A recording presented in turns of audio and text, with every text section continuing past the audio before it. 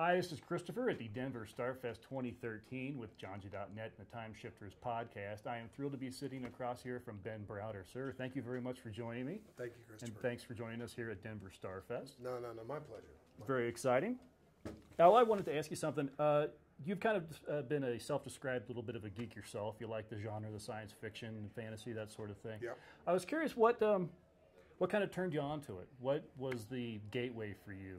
The gateway drug? The gateway, What's your gateway drug to your geekdom, man? Yeah. That's always an interesting question. I like finding out from people. If you want to go all the way back, I could trace it back to the fact that my father took me to see 2001: A Space Odyssey when it came out. Wow, okay. And the other thing which is important for men of a certain generation was the space program. Mm-hmm. Oh, sure. Staying up to watch the lunar landings, For those of you young people out there, you missed it. It was really grainy, but we loved it. So, that's right. So from the time I was in elementary school, I was writing off to NASA to get information about their program. So I write to JPL and, write to Houston and write to Alabama, and they would send me these packets of information. Mm-hmm. So I had these pictures of their programs and their probes and all the different space vehicles, and so I guess I thought I was going to be an astronaut. Well, you almost got to be. You get to play one later on. I was fantasizing about being an astronaut, and I'm still fantasizing about it. So when you got into acting and everything, were you kind of actively looking for something in the science fiction or fantasy? No, just kind of stumbled. I was actively looking for a job. like so many of us, and I'm still actively looking for a job. So the science fiction thing.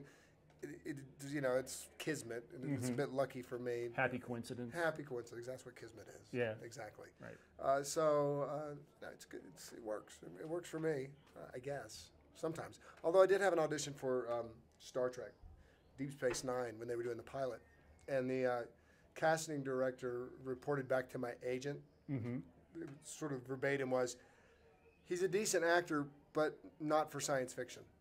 Really? Yeah, really. They didn't really see you? Yeah, really. They said funny. He's just not a sci-fi actor. That's what they said about me. I wonder what he thought you were going to be. Oh, it's just they were probably right. I'm a serious actor, more Shakespearean. Oh, of course, yes. I can see it now. Yeah. Man, you just bagged on me.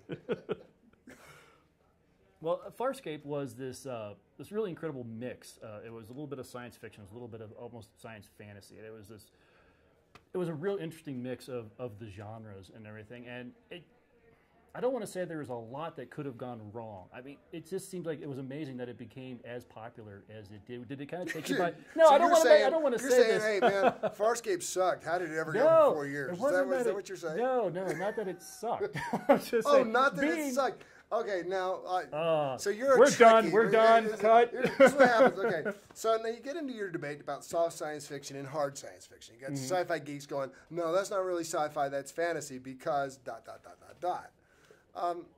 Yeah, most television science fiction has an edge about it, which it veers into fantasy, or what we would construe to be fantastical.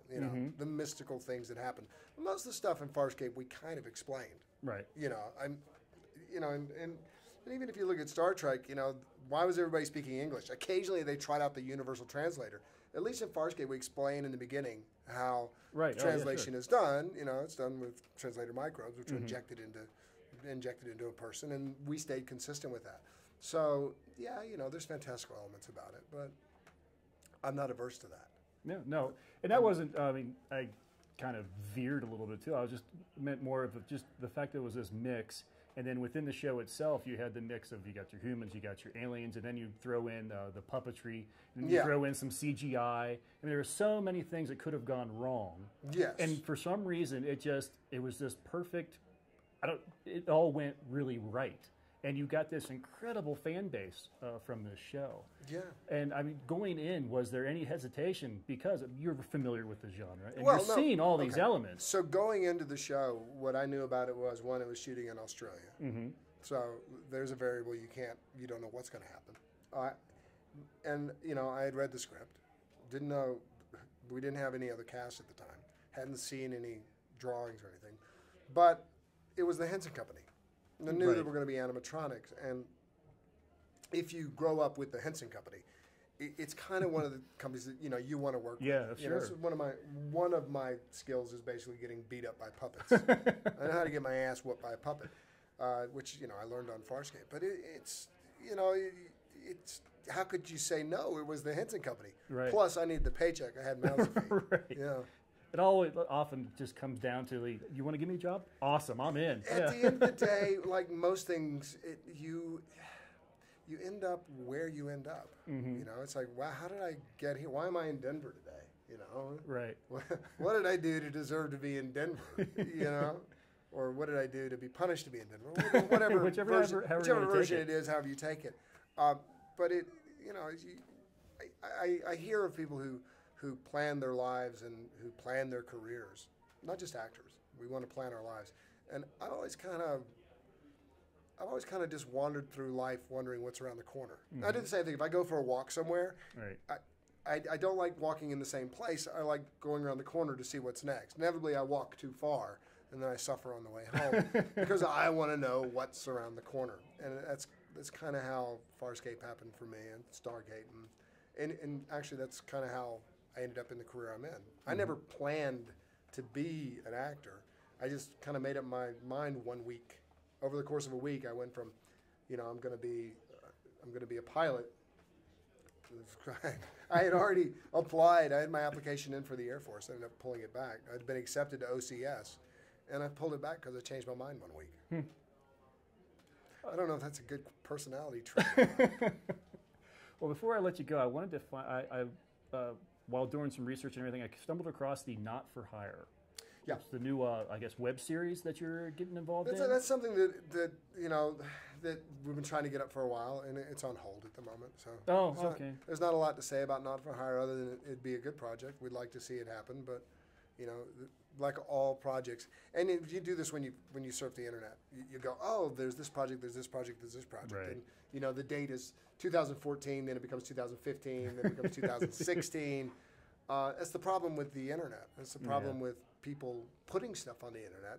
I for one, am forever answering questions about the project that didn't happen as much as the project that did happen. Yeah. Well, hopefully a little bit of buzz, and you get enough people that are trying to ask for it. Maybe someone will, and it'll finally get up. A little bit of buzz and a little bit of money. Yeah, exactly. I mean, that's the problem with television and film, and we need a patron. Right. Yeah. So there you go, folks. So there you go. We accept patronage. Visa, MasterCard, PayPal, whatever you check it out. Yeah, the new patron. Yes. Crowdsourcing. There you go. Well, Mr. Browder, thank you very much for sitting down with me today. Enjoy your time here at Starfest, and just have a great time. Thanks, Chris. Thank you. All right.